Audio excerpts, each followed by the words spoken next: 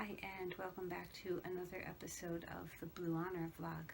I'm Kay Williams, author of the Trailokia trilogy, Blue Honor, and Opdeck Operation Deceit. On today's blog, I wanted to talk about how I organize my blog/vlog and how I go month to month planning that.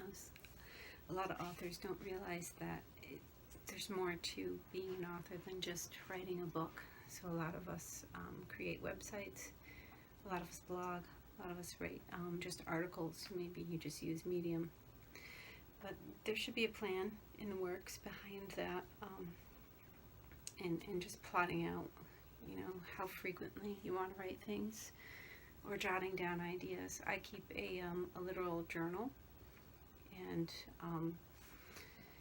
I organize from month to month, so I probably plan, or I at least try to plan out a couple months ahead of time so that I have time should anything happen where I can't get to things for some reason or other, and it gives me a pretty sizable buffer. So what I do is I post Mondays and Fridays, and if you subscribe, you know that you get the newsletter. And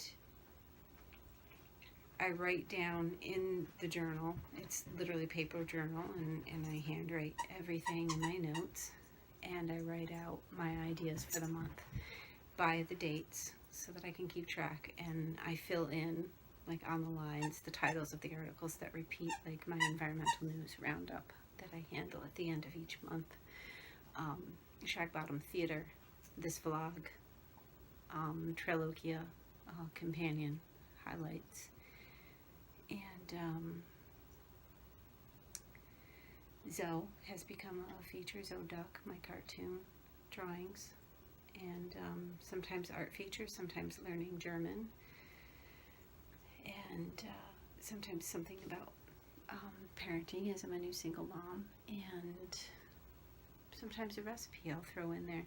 But the idea is to have consistency. So you'll go to my website and you'll see the Blue Honor blog. You click on that, and then you see a menu tree, and stuff is organized by topics that I cover. I don't always hit on them, and sometimes it'll be months between hitting on something. For instance, because it's hard right now to find time, my German studies are kind of lagging behind, so I haven't really been writing about that.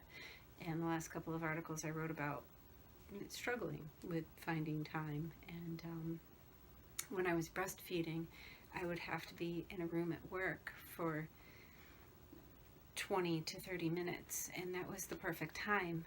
So one of those sessions I would do my German lesson, so that would be done for the day. And now I'm not doing that anymore. She's weaned.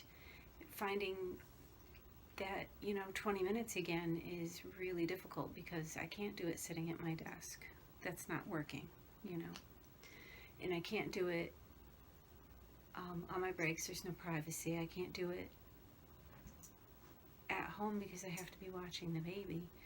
And I could maybe start the lessons as something that we do together, but I've been studying so much so far that I'm quite a bit ahead of her, and she is only 13 months old, so I don't know how much she would get.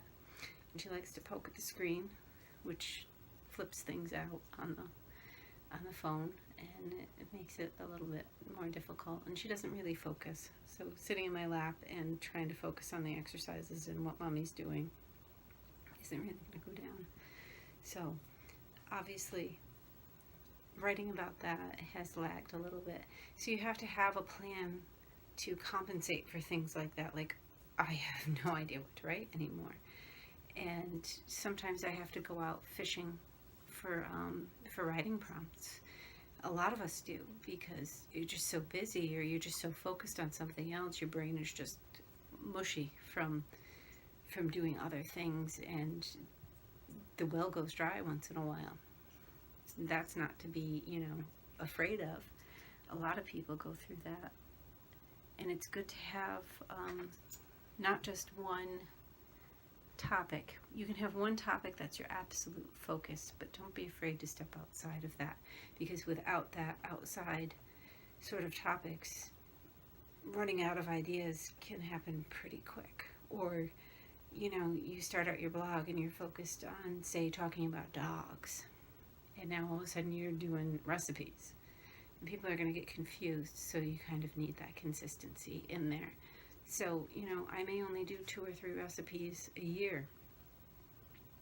Don't have a lot of time to work on cooking and exploring stuff like that, or sharing ideas, but you can go to Pinterest, and I have a board that's dedicated to recipes, and that's on my blog.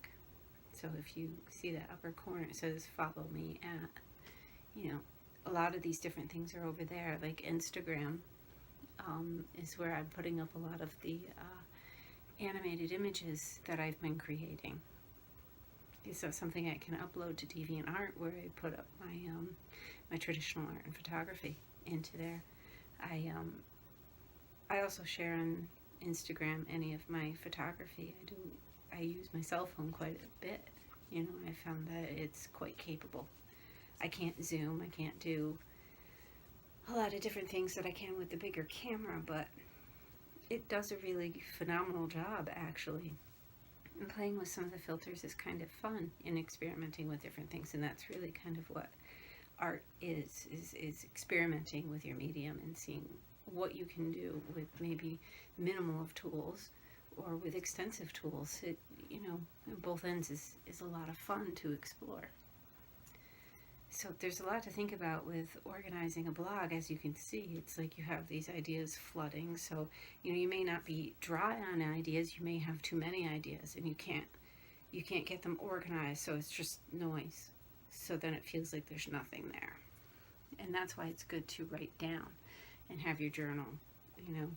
And I do it kind of just like a planner, so you could do it like a planner. You could buy yourself a planner, and it's organized, say, by week, and you write that down, and maybe instead of planning, you know, a couple months ahead or a month at a time, you do a couple weeks at a time, if you have the kind of schedule that allows for you to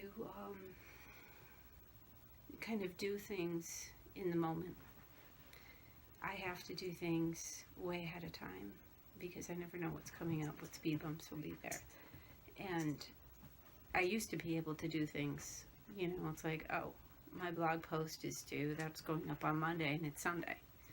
You know, so I could sit down on the couch and just type away, working on that. Now I have to make sure that it's done a couple months ahead of time, so that should anything come up, or I'm too busy, I'm too tired, I'm too this or too that, it's there, and I can feel assured, and it doesn't tweak my anxiety. So that's the last thing that you want to do, is ignite any kind of anxiety, because that can cause you, you know, to panic and become, you know, reluctant to do anything, even depressed, you know, and just give up. And that's not what you want, because a blog has to have, you know, a lot of attention. And a blog, not just a website, is actually a pretty good idea, because it gives you constant fresh content and stuff for your readers, so you kind of want to keep that going. But that's a little insight of how I organize. I use a journal, and I've planned it out month to month, and I worked really hard before I had my daughter to get myself pushed out by a couple of months, so that I would have articles going in, and that if I run into a lack of ideas or a glut of ideas, I have a space to write it all down. And I also use other spaces, websites, and other areas, writing prompts. I read articles. I go out and have day-to-day, you know, experiences to kind of give me inspiration. So that's how I organize my blog and vlog. I hope that was helpful to you. Don't forget to subscribe, share this with your friends, and please go subscribe to the blog. I put a lot of work in that, and I would love to see you over there getting the newsletter too, every week on Fridays at noon. Thanks. Bye.